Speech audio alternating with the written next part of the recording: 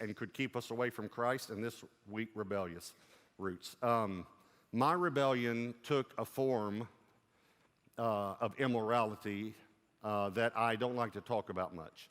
I was very sexually immoral as a teenager, and it started early in my life, and it was very easy for me. Now, I'm going to share something with you that I've really had to struggle with sharing the details, things that I'm going to be sharing with you today. But when I say it was easy for me, I was very immoral, and I was immoral a lot.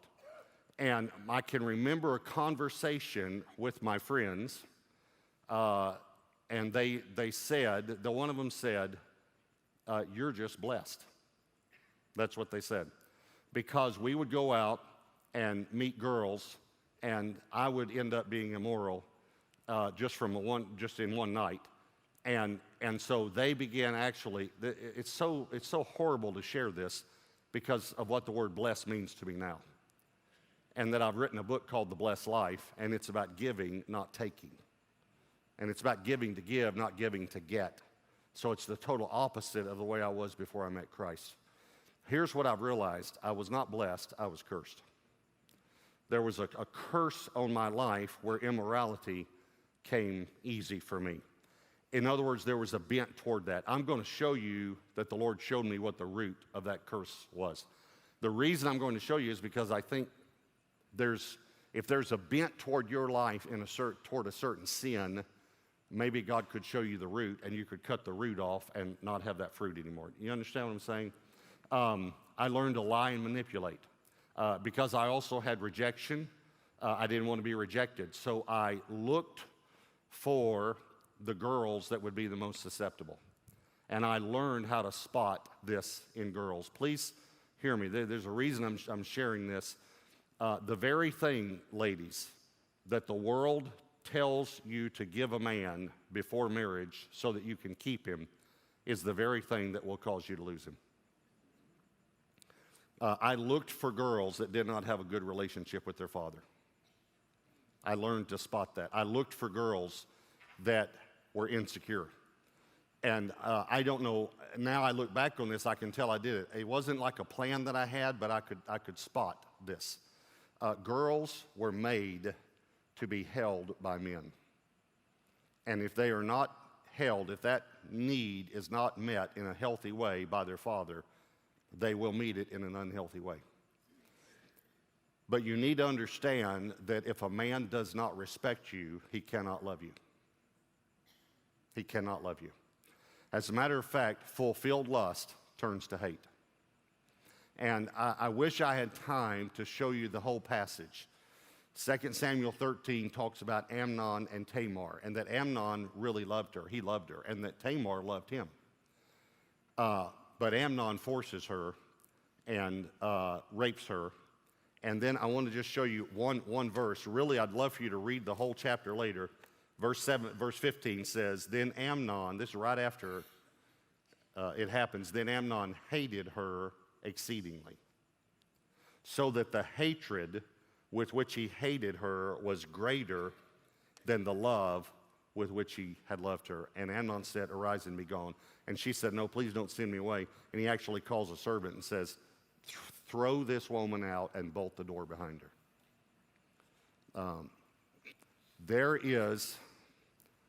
God meant for us to express love in a healthy way. Because of the lust that was in my life, it has taken years for me to get over the images and the things that I saw that no person should have ever seen. And the appetites that were created in me that God never intended to be created in me. Please understand that when God says don't, there's a reason. And I'll just give you one quick so that hopefully you'll understand this. In order to have premarital sex, you have to sneak around to do it. And you have to lie, and you have to be deceptive, and you have to be manipulative.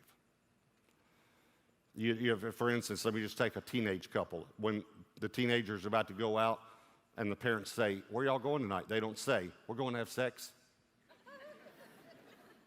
So they have to lie. And then when they come back, where'd you go? What'd you do? They have to lie. So you learn to lie. You learn to be deceptive.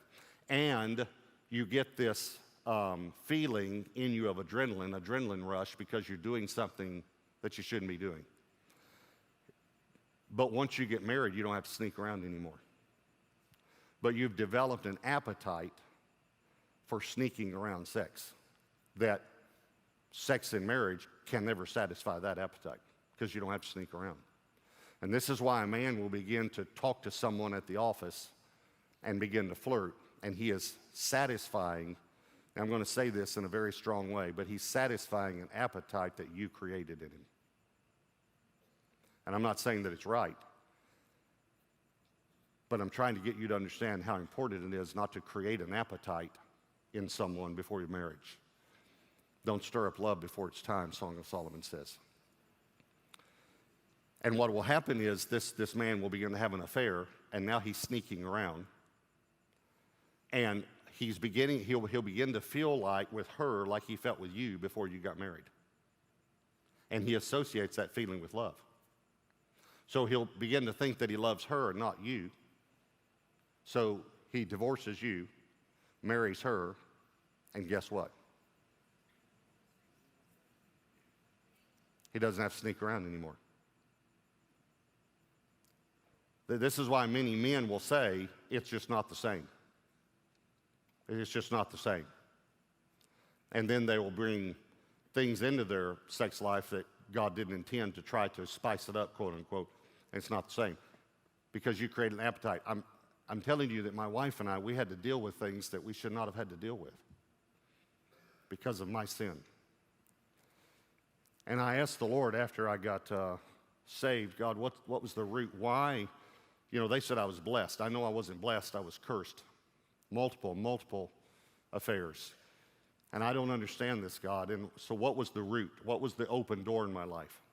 And I want to show you a scripture I showed you a few weeks ago, but it's going to kind of shock you when you see this.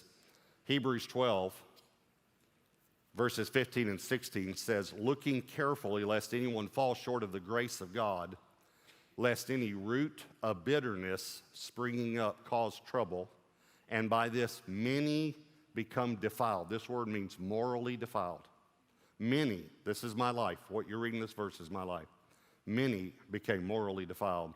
Now watch the very next verse, but it's the same sentence, and I just want to take the first 5 words. Lest there be any fornicator. It goes on, or profane person among you. Okay, lest there be a fornicator. Don't let a root of bitterness spring up, or many will be morally defiled, because there will be a fornicator among you. I was the fornicator. And I believe this open door in my life was because there was a root of bitterness in our family. And when I share with you what happened that I've never shared publicly, and I got my mother's permission to share this week, you'll understand why there was bitterness in our family.